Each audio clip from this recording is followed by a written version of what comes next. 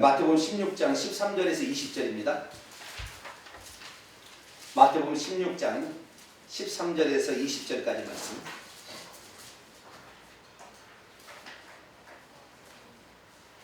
참 우리가 이미 2000년 전에 이거 성경 기록되어 있는데 우리가 알지 못해서 모를 뿐이지 하나님은 다 이거 알고 하셨는 거죠. 근데 참 우리가 어리석어서 우리가 우준해서 깨닫지 못하는 거죠.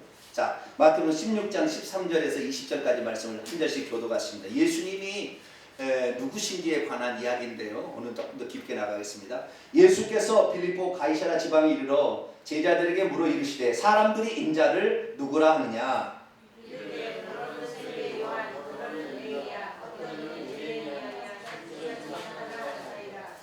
이르시되 너희는 나를 누구라 하느냐?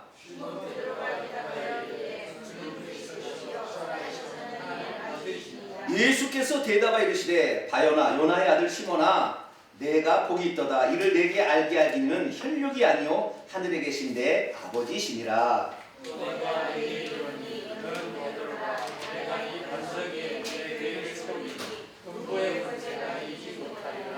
내가 천국 열쇠들을 내게 주르니 내가 땅에서 무엇이니 매면 하늘에서도 매일 것이요 내가 땅에서 무엇이니 풀면 하늘에서도 풀리리라 하시고 이에 제자들에게 경고하사 저희가 그리스도인 것을 아무에게도 들리지 말라 하시니라. 아멘. 기도하겠습니다. 거룩하신 하나님 감사합니다. 하나님의 말씀이 여기 있으니 하나님 말씀을 믿는 것이 하나님을 믿는 것이요 하나님의 말씀을 체험하는 것이 하나님을 체험하는 것입니다. 오늘도 기록된 하나님 말씀을 통하여 이 말씀의 의미가 무엇인지를 정확히 믿어 영적인 삶의 승리자가 될 수 있도록 도와 주옵소서. 우리 주님을 아는 것만큼 천국에서 누리게 되는데 우리 주 예수 그리스도를 좀 더 깊이 알게 도와 주옵소서. 우리 주 예수 그리스도의 이름으로 기도하옵나이다. 아멘. 오늘 시간에는 베드로의 신앙 고백의 더 깊은 의미라는 제목으로 하나님 말씀을 살펴보고자 합니다. 베드로의 신앙 고백은 당신은 그 그리스도시요 살아계신 하나님의 아들이십니다 라는 것입니다. 베드로의 그 신앙 고백, 이 신앙 고백 위에다가 교회를 세운다고 우리가 그동안 들었어요. 그렇죠? 이 반석 위에 내 교회를 세운다. 이 반석은 뭐냐? 교회다. 베드로의 신앙 고백이다. 이것이 교회를 세운다 이렇게 들어왔어요. 그러나 천주교에서는 이 반석을 뭐라 하냐면 베드로 자신이다 이렇게 얘기합니다. 그래서 베드로를 일대 교황으로 알고 이렇게 따라가는 것이죠. 근데 주님께서는 베드로가 당신은 그 그리스도시요 살아계신 하나님의 아들이라는 신앙 고백을 했을 때 왜 이렇게 감탄하신 거잖아요. 이를 네가 네 실력 가지고 네 실력 갖고는 절대 알 수 없다 이거잖아요. 너의 혈육으로서는 너의 아버지도 모르는 것이고 너도 잘 모르는 것인데 어떻게 내가 이거 알아? 이것은 하늘에 계신 내 아버지가 계시해 주지 않고서는 알 수 없는 거야 딱 이렇게 얘기하는 거잖아요. 그러니까 대단한 신앙 고백을 한 거예요. 대단한 신앙 고백. 이 신앙 고백이 뭔지부터 우리가 알고 그리고 우리가 그동안에 알아왔던 이 반석이 베드로의 신앙 고백의 교회를 세우는 것인지 정확한 성경의 의미를 알고 그래서 우리의 믿음도 예수님에 대한 신앙 고백으로 예수님에 대한 신앙 고백이 더 확장되는 오늘 이 시간이 되길 바랍니다. 아멘. 자, 베드로가 신앙 고백을 했어요. 당신은 그리스도시요 살아계신 하나님의 아들입니다. 당신은 그 그리스도, 원문엔 그 그리스도다, 그 메시아다라는 거죠. 이것은 우리가 너무나 많이 들어서 아는 구약 성경에 계시된 우리의 구세주로 오실 그분, 그렇죠? 인간의 구세주로 오실 그분.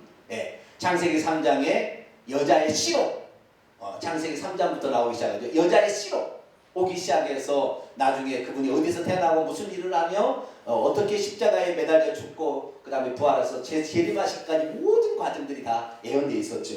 그래서 그분이 그리스도라는 것입니다. 그리스도, 예수님 그리스도라는 걸 우리가 신앙 고백을 해야 되는 거죠. 그러니까 우리가 맹목적으로 믿는 게 아니라고요. 구약 성경에 기록된 그 그리스도를 믿는 것이지 그렇게 그것을 이루기 위해서 오신 그리스도를 믿는 것이지 내가 메시아야, 내가 재림 예수야, 나를 믿어. 그래서 믿으면 이건 완전히 사입인 거예요.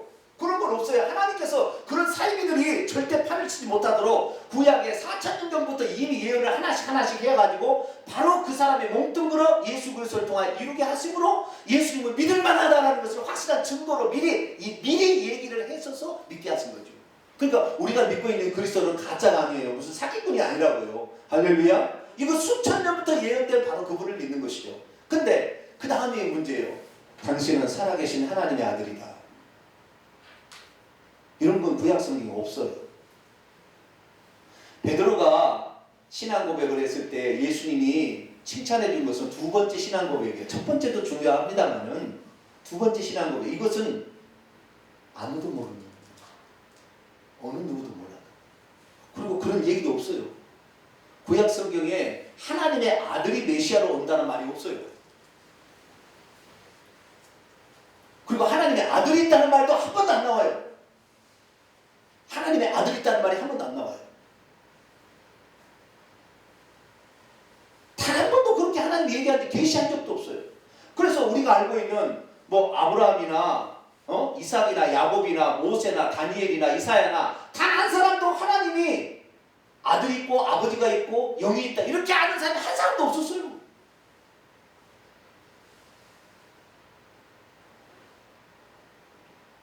그런데 베드로는 왜 예수님을 보고 하나님의 아들이야, 그것도 살아계시는 말을 붙이잖아요. 이 살아계신다 엄청 의미가 있어요.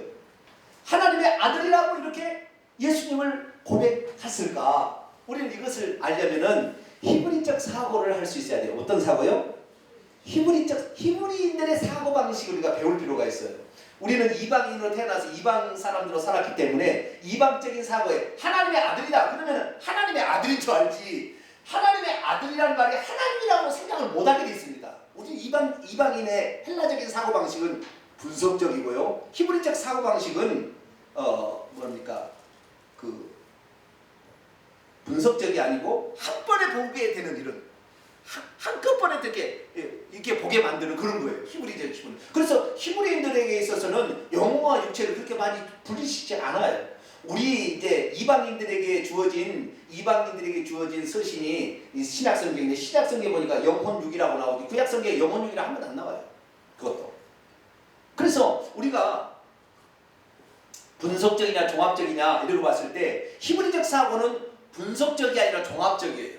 우리는 분석적 사고입니다. 아, 예수님이 하나님의 아들이라고 했다. 그러면 하나님은 아버지시구나. 그러면 아버지는 아버지고 아들은 아들이지. 아버지가 아들이 될 수 없다. 이게 분석적인 사고예요. 아시겠죠? 그러나 히브리인들은 이분이 하나님의 아들이다 그러면 하나님이다 이렇게 벌써 알아들을 거예요. 속으로 말은 하나님의 아들이라고 하지만 속으로는 뭐라고요? 이분이 하나님이다 그런 말이에요. 무슨 말이냐면 예수님을 일컬어서 예수님에 대한 5가지 호칭이 나가시냐고요. 5가지 호칭이 나요. 그 중에 하나가 다윗의 자손이라는 호칭입니다. 당신은 선생님, 주님, 다윗의 자손이요, 그리스도요, 얘기하는데 거기에 한 명이 다윗의 자손이라는 말이 나와요. 그러면 예수님은 다윗의 자손이요, 지금 우리를 구원하소서 호산나 막 외쳤다 이 말이에요. 그러면 다윗의 자손, 그 원문에 보면 다윗의 아들이다. 벤 아들이라 아들. 다윗의 아들이에요. 그러면은 예수님을 솔로몬이요 이렇게 솔로몬이요 생각하고 이들이 지금 다윗의 자손이라고 불렀을까요? 아니면 다윗을 생각하면서 다윗의 자손이라고 불렀을까요? 네? 그 문둥병자도 그 다음에 문병 소령도 지나가니까 다윗의 자손이야 나를 불쌍히 해서 그러면 솔로몬이요 나를 불쌍히 이렇게 했을까요? 그게 아니에요. 우리는 다윗의 아들이요 그러면은 우리는 완전 솔로몬만 생각해. 항상 솔로몬만 생각하고 있는데 이스라엘적 히브리적 사고는 그런 사고가 아니에요.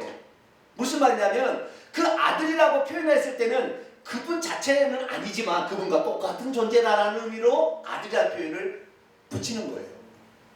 그러니까 예수님이 다윗의 자손이라는 거 뭐예요? 다윗처럼 이 세상에 하나님의 신정 국가를 만들 위대한 왕이시여 그런 말이에요. 그러지 솔로몬이시여 이거 아니야. 아시겠죠? 솔로몬이라도 포함하고 있겠지요. 그러나 솔로몬이 이렇게 이해하지 않는다. 우리는 어떻게 생각해? 다윗의 아들이요 그러면 항상 뭐예요? 우리 이스라엘 생각은 다윗의 아들 솔로몬이구나. 솔로몬이요 이렇게 이해하는데 그게 아니라는 거지. 이스라엘 백성의 사고는.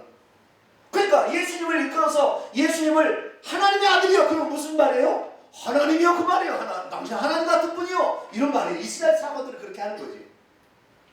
근데 하나님 자신이라고 하면은 너무 하나님은 높으니까 그렇게 얘기 못하고 사람으로 오셨으니까 하나님의 아들이요 그렇게 얘기하는 거죠. 그런데 오늘날의 성부 성자 성령 30년적 삼위일체를 주장하는 사람들은 절대 이해가 안 되는 거예요. 이게 아들은 아들이고 아버지는 아버지, 무슨 아버지가 아들이고 아버지가 아들이고 아들이 아버지가 돼. 아니다 이렇게 얘기한다는 거죠. 그러다 보니까 예수님은 실체를 놓치는 거예요. 실체를 놓치는 거예요. 예수님 누군지는 실체를 놓쳐버려요. 그래서 예수님은 아버지의 하나의 종속적인 딸인 어떤 존재로 그분을 이용하면 하나님이 이용해서 사람을 구원하는 것처럼 이렇게 생각하는 거죠. 그게 아니라 이스라엘 민족들은 하나님을 부를 때 하늘에 계신 분이라고 불렀어요. 그렇죠?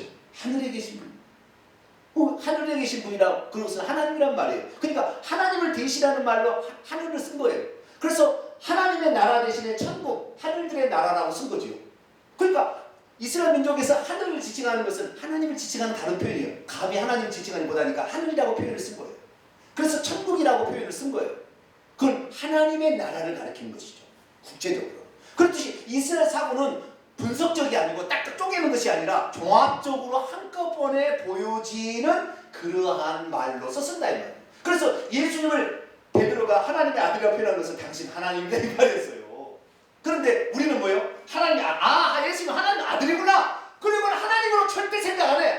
이분은 하나님의 아들, 하나님 보내시고 왔어서 우리 죄를 위해서 십자가에 죽으신 하나님의 아들 이런 생각하지 하나님을 생각을 못하는 거죠. 그게 아니라 여러분 히브리적 사고를 갖게 되기를 축원합니다.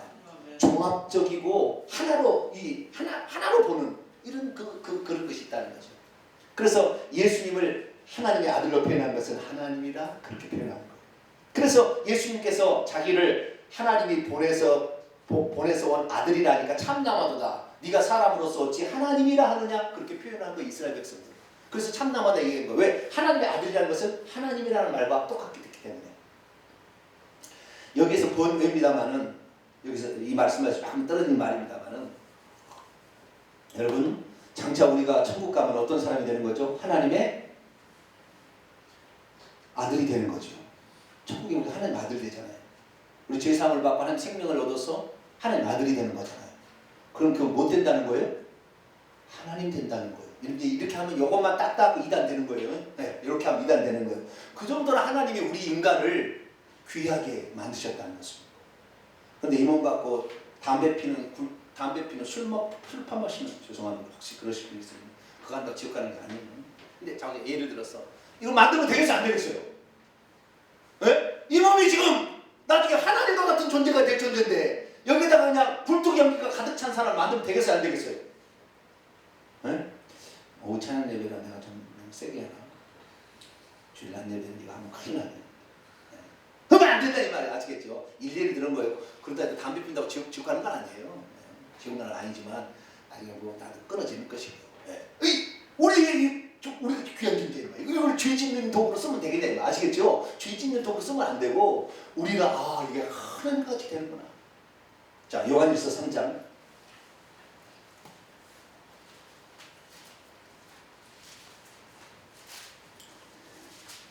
2절 1절부터 2절까지 한번 읽겠습니다. 요한일서 3장 1절에 있습니다. 시작. 보라 아버지께서 어떠한 사랑을 우리에게 베푸사 하나님의 자녀라 일컬음을 받게 하셨는가. 우리가 그러하도다. 그러므로 세상이 우리를 알지 못하면 그분을 알지 못하기 때문이다. 사랑하는 자들아 우리가 지금은 하나님의 자녀라. 장래 어떻게 될지는 아직 나타나지 아니하였지만 그분이 나타나시려면 우리가 그분과 같이 될 줄 아는 것은 그의 참모습 그대로 볼 것이기 때문에 우리가 장차 천국에 들어가게 되면 신적 존재가 되는 거예요. 그러니까 천사들이 우리의 말에 복종하는 거예요. 우리가 생각만 해도 이루어진다니까요. 그런 나라가 우리를 기다리고 있어요. 이게 천국이 할렐루야. 뭐 이런 나라가 있는 거예요. 지금 우리가 지금 너무나 몰라요. 몰라. 그리고 이 땅에 전문자들 여기서만 아웃도 해가지고 말 안 듣는 부모도 막 죽이고 뭐 자식도 막 죽이고 미쳤어요.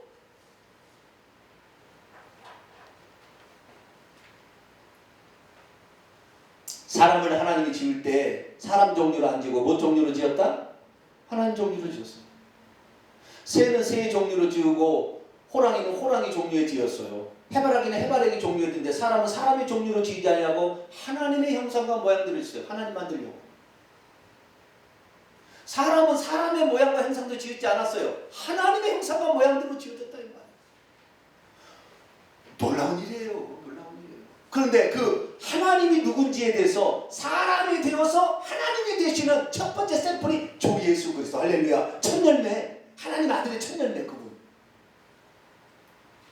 그분이 제약을 받아야 되지만 바쁠 때는 물도 걸어가 버려요. 하나님이니까 걸어가. 자연을 지배하신다 이 말이죠. 그런 존재가 바로 하나님의 아들 존재인데 샘플로 보여준 거예요. 샘플로. 아, 그분 너도 이렇게 된다 이거 너도. 그러니까 우리의 몸을 우리가 함부로 죄에게 주지 말기를 바랍니다.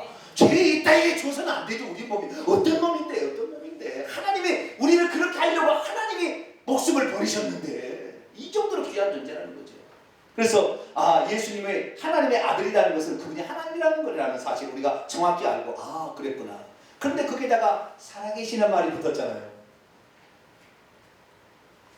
살아계시라는 말은 번역을 살아계신 그렇게 할 수도 있지만 원문을 찾아 들어가면 생명의라는 말이에요. 뭐라고요? 생명의 하나님의 아들이다. 왜 생명이라는 말을 붙였을까? 예수님이 감탄할 만합니다. 베드로의 신앙을 보고 그 뒤를 보면 알 수가 있어요. 왜 예수님이 그렇게 감탄을 할 정도로 어떻게 이걸 알았냐 감탄하는데 왜 감탄했을까? 그 다음 구절 보면 알 수 있어요. 다시 마태복음 16장 18절 또 이제 그 다음에 이제 그 다음에 21절에서 또 한 번 나오거든요. 이때는 이제 사탄 돼버립니다. 베드로가 나중에 사탄 돼버려요. 엄청나게 칭찬받다가 여러분 섰다 생각하면 넘어질까? 조심하라 그랬잖아요. 사탄 돼버려. 21절 아예 가면 사탄 돼버려 또 베드로가. 근데 사탄 되기 전에 주님께서 너무 기뻐가지고 칭찬하시면서 그에게 뭐라고 했느냐. 또 내가 18절 내가 내게 이르노니 너는 베드로라. 내가 이 반석 위에 내 교회를 세우리니 음부의 문들이 이기지 못하라. 원문에 음부의 문들이 이기지 못하라. 내가 천국 열쇠들을 내게 주리니 내가 땅에서 무엇이니 매면 하늘에서 매일 것이요 내가 땅에서 무엇이 불면 하늘에서 풀리리라. 이것을 천주교에서는 이제 어떻게 하느냐. 교회가 어디에 세워지느냐라는 거예요. 교회를 어디에 건축하느냐. 베드로 위에 건축한대요. 너는 베드로라. 내가 이 반석 위에 내 교회를 세운다 했으니까 베드로가 반석이니까 베드로가 바로 반석이란 말이잖아요. 그러니까 베드로가 바로 교회다. 베드로 위에다 교회를 세우니까 베드로를 통하지 않고는 교회가 안 된다. 그 베드로가 일대 교황이니까 로마의 교황을 통하지 않고는 교회가 설 수 없고 음부의 것을 다 먹어버린다. 그래서 반드시 교황의 말을 하나님 말처럼 순종해라. 그 교황이 천국 열쇠로 끌고 묶어 놓는데 그 말 한마디 너는 천국으로 지옥 가니까 손 들고 복종해라 이렇게 쓰고 그렇게 변형해서 천주교에서 이용해 먹고 있어요. 이 말씀. 그래서 천주교에서는 교황에게 대들 수 없어요. 불가능한 이야. 잘못됐다고 얘기했다는 큰일 나는 거죠. 사면권을 줘가지고 중세시대에 사면권을 줘가지고 교황이 사면권을 발휘하면 사면이 된대요. 그런 게 어디 있어요? 지금 하는 거예요. 이 천국 열쇠는 우리가 두 가지예요. 복음을 전해서 그 사람이 복음을 듣고 구원받을 수 있도록 복음의 문을 열어주는 거죠. 이게 첫 번째이고 두 번째는 우리가 이 땅에서 기도하는 거예요. 기도하면 하늘에서도 우리의 기도를 따라 하나님 응답해 주시는 거라는 거죠. 두 가지 의미지. 베드로에게 천국과 지옥의 열쇠가 있어 자기를 통하지 않고는 안 되는 게 아니에요. 예수님만 기도해. 할렐루야. 내가 길이고 진리의 생명. 예수님 외에 다른 거 없어요. 인간지치가 뭔데? 아니에요. 그럼 보십시다. 18절 너는 베드로라. 이 반석에 내 교회를 세워. 정확히 예수님은 베드로 위에다가 교회를 세운다고 해서 이 반석 위에 교회를 세운다고 했어요? 이 반석에다 세운다고 했잖아요. 그럼 베드로하고 반석의 차이가 뭐냐? 베드로라는 말은 남성 명사로서 바이라는 뜻으로서 페트로스라는 헬라어입니다. 뭐라고요? 페트로스. 페트로스라는 단어고요. 그 다음에 이 반석 위에 반석은 페트라입니다. 단어가 페트라.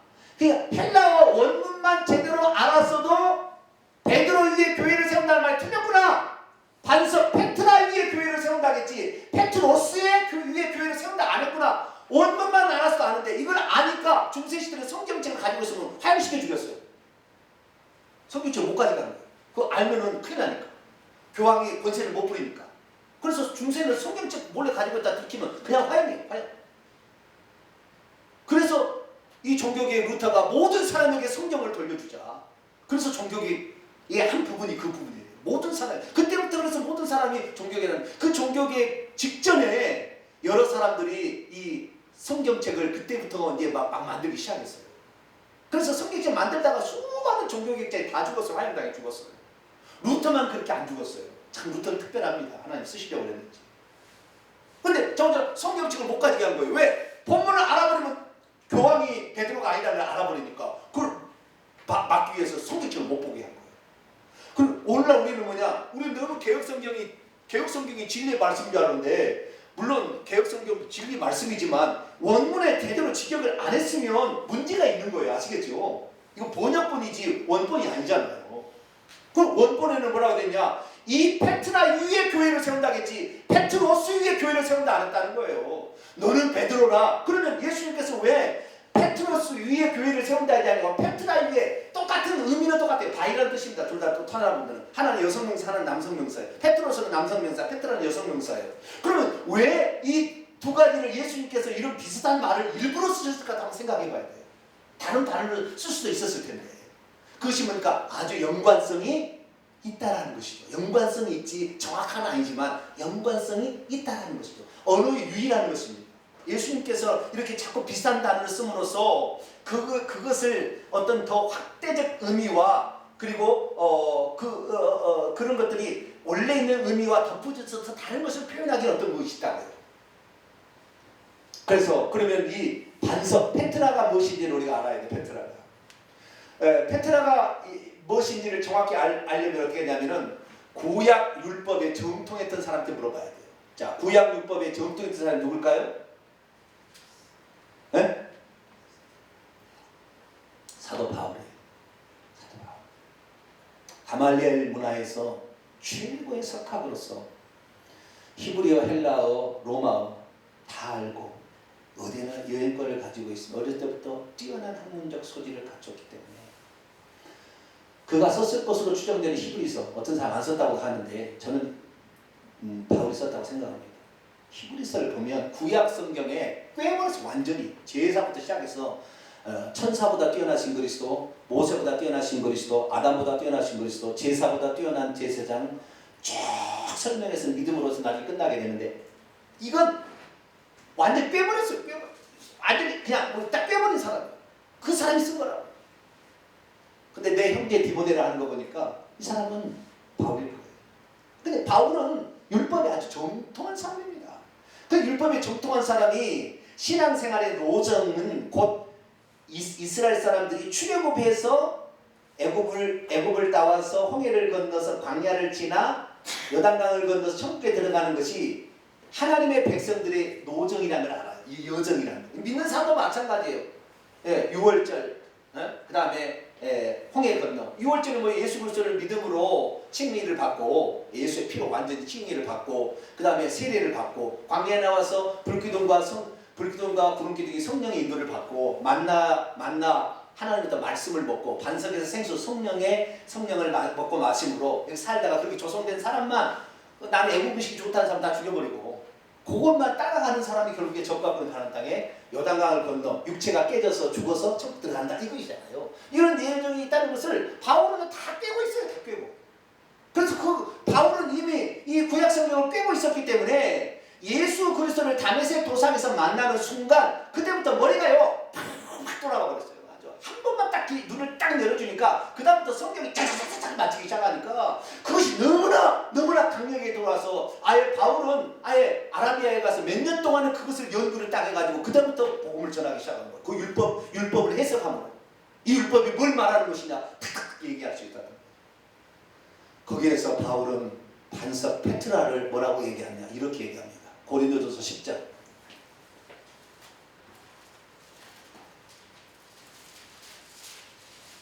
고린도전서 10장 1절부터 보겠습니다. 형제들아, 나는 너희가 알지 못하기를 원하지 아니하노니 우리 조상들이 다 구름 아래에 있고 바다 가운데 지나며, 구름 기둥과 그 다음에 홍해를 건넜다는 거죠. 모세에게 속하여 구름과 바다에서 세례를 받고 다 같이 신령한 음식 만나를 먹었으며 다 같이 신령한 음료 반석에서 난 생수죠. 신령한 음료를 마셨으니 이는 그들을 따르는 신령한 반석으로부터 영적인 반석으로부터 마셨음에 그 반석은 곧 뭐라? 여기에 반석 정확히 페트라 딱 나와버렸어요. 페트로스라고 안 하고 바위를 쓸 때 페트로스도 쓸 수 있고 페트라라고도 쓸 수가 있는데 여기에 정확히 뭐라고 됐어요? 페트라. 이 반석은 곧 그리스도다. 딱 되어 있어요. 다시 한번 교회는 누구 위에 세운다고요? 예수님 위에 세우는 거예요. 예수님 위에 세우는 것이지. 그래야 음부의 예수님을 못 해보는 것이지. 신앙 고백 좀 더 얘기했습니다. 틀린 건 아니지만 이거 아니에요. 이거 아니에요. 이거 틀린 건 아니에요. 그러나 이것이 정확한 게 아니라 이 말이에요. 누구 위에 교회를 세워야 된다고요? 예수님 위에 세워야 돼. 예수님 위에. 어떤 신앙 고백 위에 세우는 게 아니라 신앙 고백을 했다. 왜 내가 그러냐면 신앙 고백을 했는데 보통 신앙 고백이 예수님을 그리스도라는 건데 그 그리스도라고 안 보잖아요. 그 다음에 하나님의 아들이라는 것은 예수님 하나님이라는 것을 못 보잖아요. 그러면 하나님의 아들로만 계속 보고 있으면 나중에 마귀가 빼어가지고 이 잘못된 이단 상담을 해가지고 지옥 갈 사람도 있다는 그런 신앙 고백 했나 할지라도 아시겠죠? 정확하게 모르니까. 그러니까 그 신앙 고백에 교회를 세운다는 우리 지금 개신교의 주장은 다 맞는 게 아니에요. 틀린 건 아니지만 다 맞는 건 아닌 거예요. 정확히 뭐요? 이 반석 위에 내 교회를 세운다. 이 페트라 위에, 이 페트라가 뭐요? 구약 시대에 이스라엘 민족이 광야에 갔을 때 그 쪼개진 반석, 그 반석을 페트라라고 그런다는 거예요. 자, 출애굽기 17장.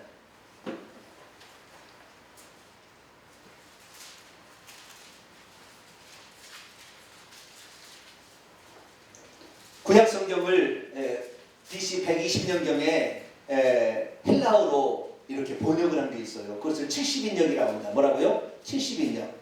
LXX 70인역이라 하는데 이 70인역은 히브리어를 헬라어로 번역을 한 거예요.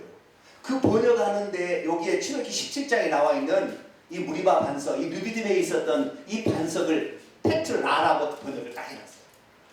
전율이 느껴지는 거 보면은 LX 이 70인역을 보게 되면 정확히 페트라라고 되어 있어요. 이 부분이. 자, 출애굽기 17장 목말라 준다고 난리겠죠. 5절입니다.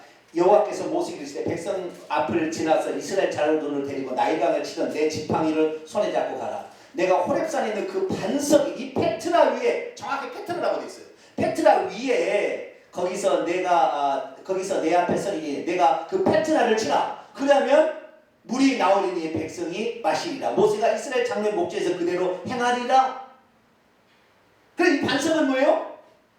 페트라인데 이 반석이 고린도전서 10장 4절에 하면 이 반석은 곧 그리스도라 메시아라 말이에요. 그러니까 이 반석 위에 교회를 세운다는 것은 베드로의 신앙 고백 위에 세운다는 것이 아니라 그 좀 이따 맞는 말인데 이거 맞는 말인데 영적인 의미를 모르기 때문에 잘못하면 피상적으로 안다는 말이죠. 정확하게 맞는 말 좀 이따 들으면 알아요. 맞는 말인데 그 피상적으로만 아는 게 아닌 거예요. 그 반석은 그 예수 그리스도예요. 그럼 왜 예수 그리스도냐? 정확히 알아야 되는데 자, 이 반석은 어떤 반석이냐? 사우디아라비아에 김승학 집사님 전에는 로브 아이eta는 사람이 사우디아라비아 갔더니 이 반석을 르비딤에 가서 반석을 발견했어요. 반석을 보니까 반석이 구름 위에 있는데 이 반석이 구름 위에가 있는데 얼마나 크냐면요 22m 그 반석이 바위가 얼마나 크다고요? 22m 8m 높이의 아파트 8층 높이의 거대한 반석이었어요. 가서 보니까 그 반석이요 정확히 가운데서 두 조각이 딱 났어요. 두 쪽이 나가지고 위에서부터 아래로 반찬 쫙 조각이 났는데 그 밑에요 고랑이 파져가지고 물이 흘러갔는데 그 밑에 텐트를 친 수많은 흔적들이 텐트를 돌들을 모아놓고 텐트인데 그 사이로 이 물길을 만들어서 물길이 흘러간 게 다 남아있는 거예요. 지금도. 왜? 거기를 사우디아라비아에서 절대 손도 못 대게 꽉 막아놓았거든요. 그러니까 3,500년 지난 지금도 그대로 남아있는 거예요. 그쪽에 있는 반석에서 물이 난 거지. 여러분, 그래서 예수 그리스도 이 반석 위에 교회를 세운다는 말은 이게 무슨 말이냐면 두 가지 의미가 있는 거예요. 하나는 뭐냐? 그 반석은 예수님의 육체를 상징합니다. 예수님의 몸을 상징하는 거예요. 그리스도는 사람이지 하나님이 아니거든요. 그러니까 사람이신 그분, 육체를 가지신 그분, 예수님의 육체를 상징하는 거예요. 예수님의 육체를 깨뜨려서 거기서 뭐가 나와요? 물이 나왔죠. 생수가 나왔죠. 그 생수는 요한복음 7장에 보면은 이 믿는 자는 누구든지 와서 내게로 마시라. 나를 믿는 자는 그 배에서 생수의 강이 생명의 강이라고 그래요. 생명의 강. 아까 살아계시는 말은 생명이라는 뜻이라고 했죠. 생명의 강이 흘러나오리라. 이는 믿는 자의 받을 성령을 가리키는 것이라. 요한복음 7장 35절에 그게 나와요. 그렇기 때문에 여기에 반석에서 그 쪼개진 반석에서 나오는 것은 생수예요. 생명의 물, 생명이 나오는 거예요. 생명이 쉽게 말해서 생명의 물이라 생명이 나오는 거예요. 그게 무슨 말이냐? 예수님께서 이 반석에 내 교회를 세운다고 했는데 그 반석을 구약성에 찬찬히 보니까 그 반석은 쪼개져야 돼. 육체가 죽어야 돼. 육체를 쪼개야 돼. 쪼개야 나온다는 거예요. 그래서 예수님께서 그 다음 구절 보면 내가 이제 죽을 것이다 라고 예언했는데 말씀했는데 베드로가 주여 죽지 마. 사탄아 물러가라 그렇게 한 거예요. 왜? 예수님은 육체를 쪼개서 자기의 희생하게 죽이기 위해서 이 땅에 오셨는데 죽지 말라고 했으니 사탄이 일을 한 거죠. 그 쪼개진 반석인데 그 쪼개진 반석에는 의미가 두 가지가 있는 거죠. 하나는 예수님이 십자가에 못 박혀 우리 죄를 대신해서 죽는다라는 의미고, 또 하나는 뭐예요? 그 안에서부터 생명의 물이 흘러나온다는 거죠. 그래서 예수께서 그 십자가에 못 박혀 죽은 다음에 자신 안에 있는 오직 하나 있는 생명을 이제 그때부터 믿는 자들을 통하여 성령으로 호흡처럼 숨을 내쉬며 가라사대 성령을 받으라. 그래서 누구든지 그 생명을 받게 만드는 거예요. 그래서 이 어떤 사람이 이 반석에 교회를 세운다는 말은 예수 그리스도의 십자가의 희생을 알고 믿는 자, 그 다음에 그분이 생명으로 성령을 통하여 우리에게 생명을 공급해 주신 분으로 믿는 자가 음부의 권세가 이기지 못하는 교회가 된다 이 말이에요. 할렐루야. 아멘. 그런데 보세요. 고린도서 10장 4절에 그리스도는 누구나? 이 반석은 누구나? 그리스도라고 했죠. 그런데 주님, 베드로의 신앙은 뭐예요? 주는 그리스도시오. 여기까지는 맞잖아요. 여기까지는. 그런데 그 다음에 살아계신 하나님의 아들이라는 것은 없던 거예요. 구약시대에 한 번도 없었어요. 이것은 전부 다 암시되었고 예표된 것 뿐이었어요. 생수로 예표된 거예요. 생명의 물로 예표된 것 뿐이었는데 어떻게 그걸 알고 예수님이 하나님인 줄 알고 하나님의 아들이라고 했으며 어떻게 생명의 하나님이라고 그렇게 얘기했겠냐는 거예요. 그럼 예수님도 야 어떻게 너 말이 안 되는 얘기다. 어떻게 네 인간의 머리로 너 어부인데 어떻게 그걸 알았냐 이거죠. 그러니까 자 교회가 어떻게 생기냐면은 예수님의 희생 죽음과 성령의 역사로 말미암아 교회가 생긴다 이 말이에요. 아시겠죠? 이런 교회만이 음부의 권세가 이기지 못한다는 것이죠. 저는 구약성을 읽다가 하나님 너무합니다 라는 제목을 하나 봤는데 그게 뭐냐면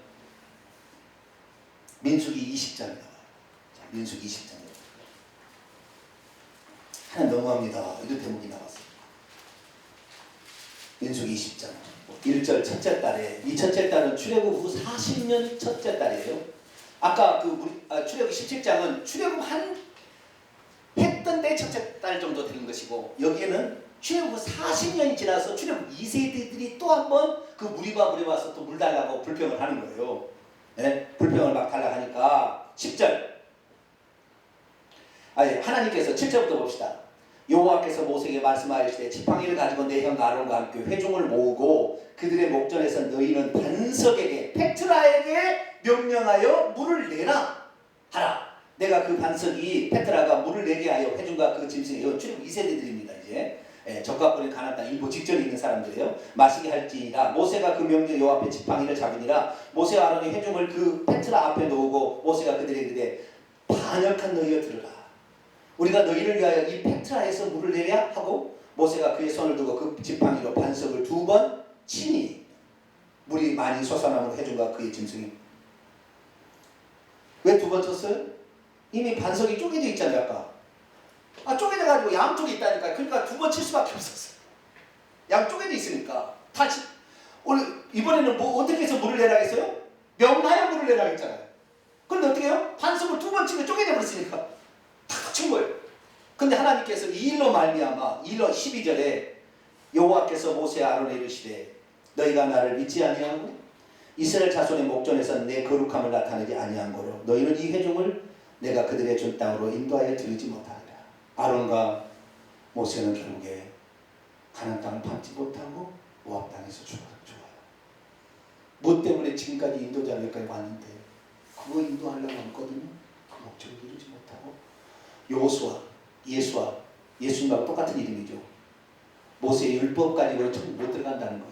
예수님을 통해 들어간다는, 여호수아를 통해 들어간다는 거예요. 이렇게 들어가게 되는데 그게 한 목적이 뭐냐면 예수님을 처음에는 육체를 쪼개서 예수님은 육체를 주기로 육체를 가지러 온 것은 우리의 죄를 없애기 위해서 피를 흘려서 육체를 쪼개서 피를 흘려서 우리의 죄를 속하기 위해서 오셨는데 예수님은 두 번 쪼갤 수는 없다는 거예요. 예수님은 두 번 육체를 입혀있지 않는다는 거예요. 그리고 오늘날 한국에 내가 재림예수다. 육체 100% 다 가짜예요. 절대 예수님 두 번 쪼개지 않아요. 한 번 쪼개는 거야. 한 번 죽는 것이지 두 번 죽는 거 아니라고.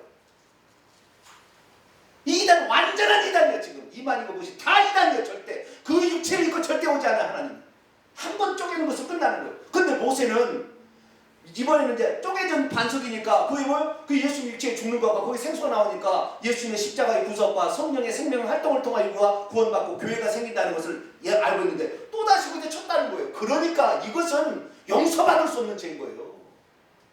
천국만 간도도 감사해야 되고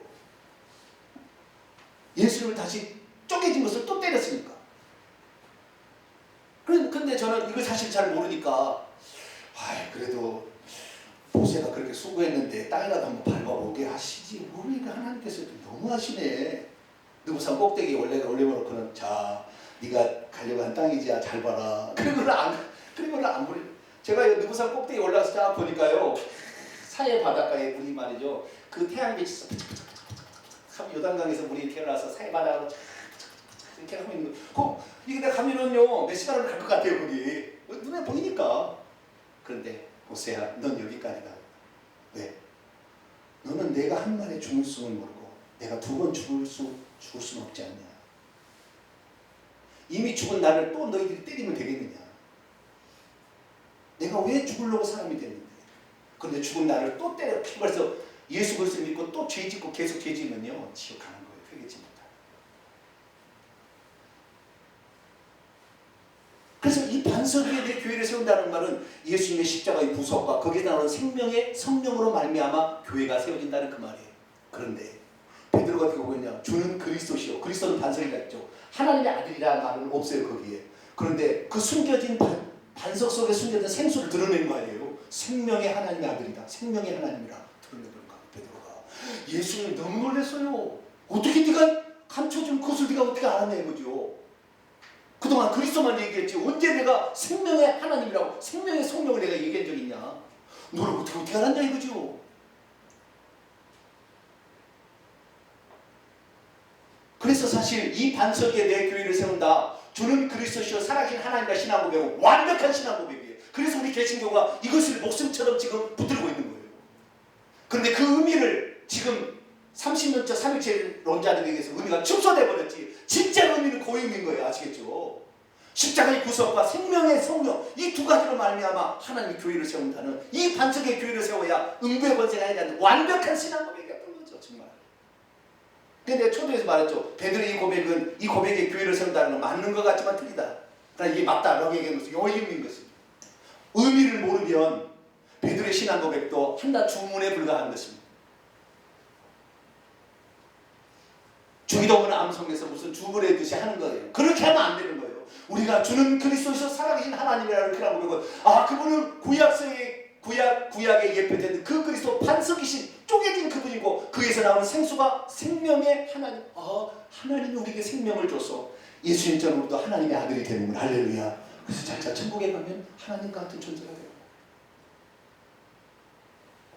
그런데 이 베드로의 신앙 고백 위에 이 예수님이 이제는 그래 내가 쪼개져야 된다고 내가 죽는다고 얘기를 한 거예요. 주여 죽지 마옵소서. 그러니까 사탄아 물러가라는 거예요. 왜? 죽지 않으면 인류를 구원할 구속이 없는데 어떻게 죽지 말라고 하는 거예요. 그러니까 사탄이 된 거예요. 우리는 예수 그리스도 나를 위해서 단 한 번 육체를 입으신 거예요. 할렐루야. 두 번 입지 않아요. 지금 두 번 입는다고 재림 예수라고 콧방이 팍팍 끼고 있는데 다 가짜. 이거 100% 지옥 가는 거예요.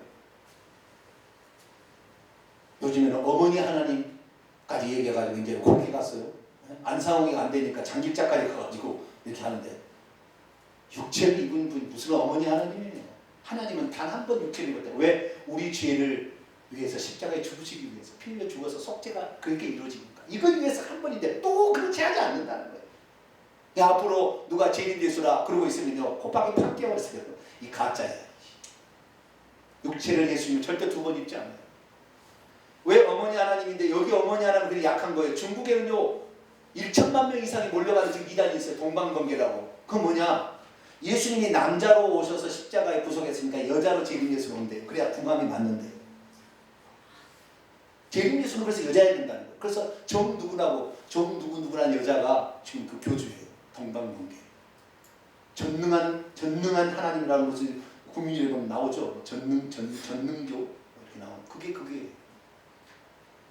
저는 우리나라의 그 전능신을 소개하기 위해서 이 나라에 온 대표자를 제가 알고 있습니다. 저하고 나이 동갑이에요. 제가 그 사람을 직접 만났거든요. 몇 년 전에. 제가요 안 해본 것 없이 다 해봤어요. 저는 그냥 궁금한 것은 그냥 넘어가는 게 아니에요. 알아보는 거. 내가 그래서 너 가짜다 그랬어요. 내가 너 교제해 보니까 처음에는 새로운 사실을 막 알고 있는 거예요. 너 가짜였냐? 저기 딱 끝나버렸어. 우리는 2000년 전에 육체를 입고 오신 그분만이 그리스도. 할렐루야. 그분만이 하나님. 할렐루야. 그분만이 하나님의 아들.